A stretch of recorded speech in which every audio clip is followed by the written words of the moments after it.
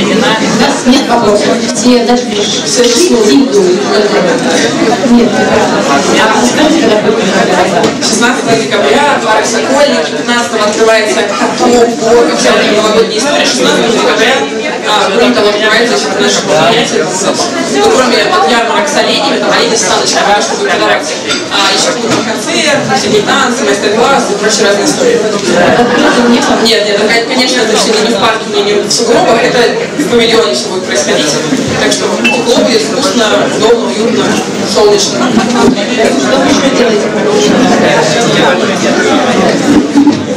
Последние, наверное, вот полгода я занимаюсь в основном вот этим, потому что такой огромный объем работы из команды, там 4 человек состоит. Кроме того, я занимаюсь социальными инновациями в разных видах, то есть вот, на следующий год у нас такой, наверное, кстати, черт не сказала, мы запускаем благотворительный квест. То есть вы как на этой неделе запущен сайт, где куча разных заданий, очень простых фондов, например, там, перевести куда-нибудь декорацию, или там, написать стихотворение, какие-то вещи, которые нужны повседневной жизни, на которые они, когда вот ищут операции, сделать не успевают. Вот, мы все это загрузили на сайт, можно где-то что-то выбрать, помочь, инновации, конференции, стали на внимание, того, с кем сказать, кому как помочь, я здесь борюсь с этим.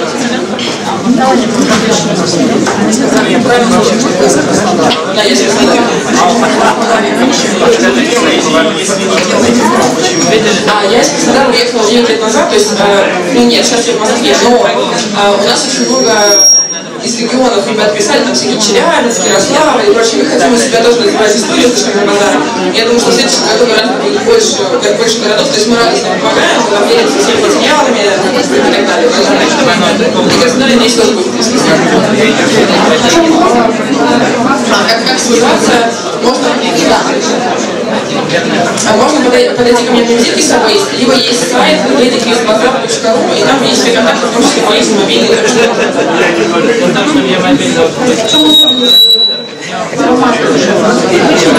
Особенность формата в том, что это полностью благотворительное мероприятие, но при этом оно, знаете, без этого вот, во-первых, у нас 100% средств благотворительности, то есть не то, что там кто-то отчисляет куда-то. Все, что вы потратите, оно будет потрачено на проекты, можно заранее посмотреть, какие именно. Плюс там кроме ярмарки куча всяких других мероприятий, есть что бесплатное абсолютно, то есть фактически общий тратить на благотворительность. Плюс, что это все благотворительное, но при этом все это очень так позитивно и радостно, то есть там вот нет такого элемента, что вот, спаси, да, купи, иначе все умрут. Это, наверное, главная цель была то, чтобы люди получили радостный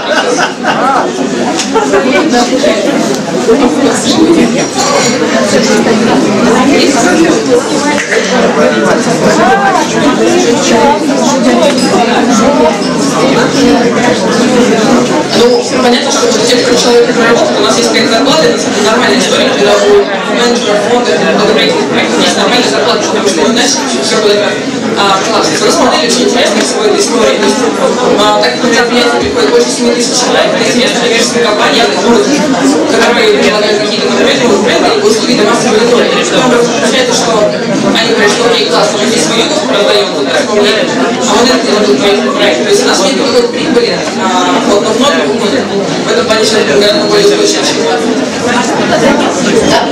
спасибо огромное. Юлия здесь.